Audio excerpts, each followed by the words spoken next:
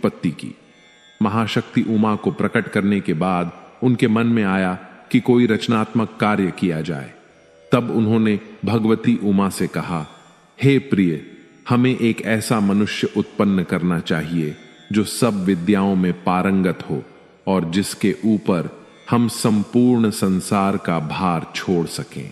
शिवजी के मुख से निकले हुए इन शब्दों को सुनकर भगवती जगदम्बा जी ने अपनी बाईं ओर देखा तो उनकी इच्छा से तुरंत ही एक मनुष्य की उत्पत्ति हुई। वह मनुष्य अत्यंत रूपवान, कलावान, बुद्धिमान तथा शीलवान था। उसका संपूर्ण शरीर श्याम वर्ण चंद्रमा जैसा था। उसका प्रत्येक अंग सुडोल एवं परम सुंदर था। वह संपूर्ण विद्याओं का निदान, महाप्रतापी, सिद्ध रूप तथा पवित्र था।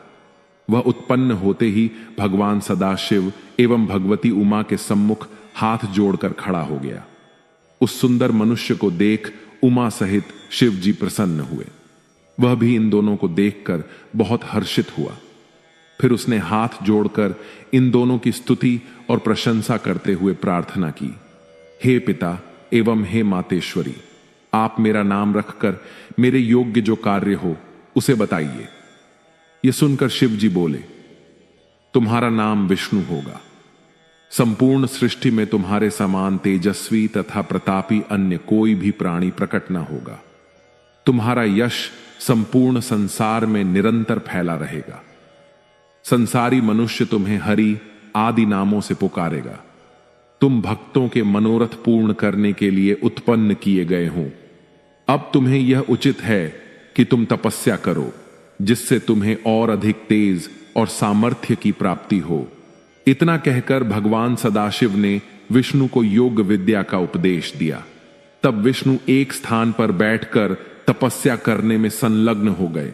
वे सहस्त्र वर्षों तक एक ही आसन पर बैठ योग साधना द्वारा भगवान सदाशिव का ध्यान करते रहे।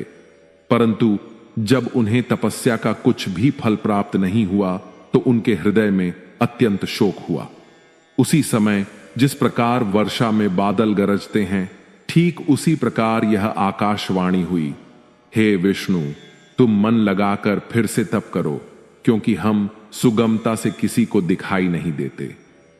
उस आकाशवाणी को सुनकर उन्होंने पुनः अत्यंत कठिन तप करना प्रारंभ कर दिया, जिससे उनके पवित्र शरीर से इतना पसीना निकला कि एक नदी बह चली। उस अवस्था में बैठे हुए जब विष्णु मूर्छित हो गए, तब उनका नाम तीनों लोकों में हर नारायण प्रसिद्ध हुआ। वे इस प्रकार मूर्छित हुए जैसे कोई निद्रा में शयन कर रहा हो। उसी दशा में भगवान सदाशिव की इच्छा से उन विष्णु की नाभि से एक कमल की उत्पत्ति हुई। उस कमल में बहुत सी पंखुड़ियां थीं। वह देखने में बहुत ऊंचा, मनोहर तथा लंबा था। इसके पश्चात शिव जी ने ब्रह्मा जी को अपनी दाहिनी भुजा से उत्पन्न किया और उसी कमल में बैठा दिया। उनका रंग लाल था। उनके 4 मस्तक थे, चारों दिशाओं में खुले थे। उनके सभी अंग विष्णु के समान ही थे। वह भी अत्यंत तेजस्वी तथा सामर्थ्यवान थे। उसी समय एक आकाशवाणी हुई, हे पुत्र, तुम्हारे अज ब्रह्मा, धाता, विधाता, बहुगर्भ आदि अनेक नाम होंगे। ओम नमः शिवाय। हमने देखा कि कैसे ब्रह्मा जी और विष्णु जी की उत्पत्ति भगवान शिव ने की। अब हम देखते हैं कैसे शिव जी ने ब्रह्मा जी और विष्णु जी का घमंड तोड़ा। भगवान सदाशिव की माया तीनों भवनों को घेरे हुए हैं। वे जो चाहते हैं वही होता है। विष्णु जी की नाभि से जो कमल का पुष्प निकला, उस पर शिव जी ने ब्रह्मा जी को उत्पन्न कर बैठा दिया।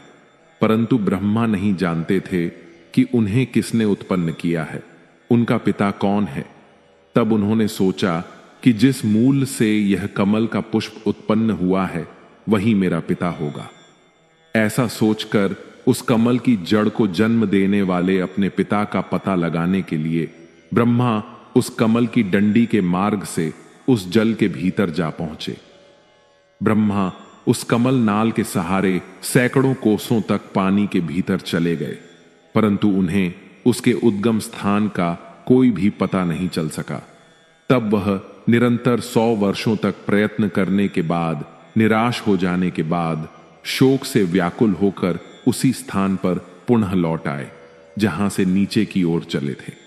जब वे पुनः वापस आए तो यह देखकर उनके आश्चर्य की सीमा नहीं रही कि वहां वह कमल पुष्प कहीं भी दिखाई नहीं देता था जिस पर वे पहले बैठे थे।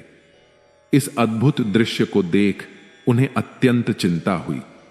तब उन्होंने इस संपूर्ण सृष्टि के स्वामी से अपनी रक्षा करने की प्रार्थना की। उस समय उन्हें चिंता युक्त देखकर आकाशवाणी हुई जिसके द्वारा 2 अक्षर प्रकट हुए। उन अक्षरों के सहारे 16 और 21 अक्षरों का और ज्ञान हुआ जिनसे वे बहुत सी बातों को जान सके।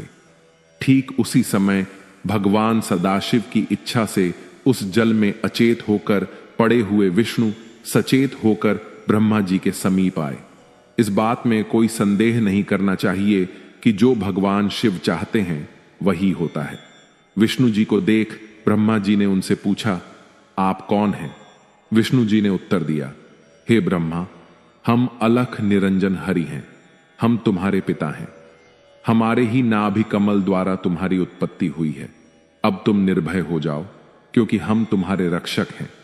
हमारे ऊपर हमारे समान अथवा हमसे उत्तम अन्य कोई नहीं है। हम ही सबके स्वामी हैं। विष्णु जी ने यह बात अज्ञान अवस्था में ही कही थी कि हम ही उत्तम हैं और हम ही सबके स्वामी हैं, क्योंकि उस समय वे शिव जी की माया से अचित थे। भला इस संसार में ऐसा कौन है जिसे शिव जी की माया भुलावे में नहीं रखती? विष्णु जी के मुख से यह वचन सुनकर ब्रह्मा को अत्यंत क्रोध आया। तब उन्होंने कहा,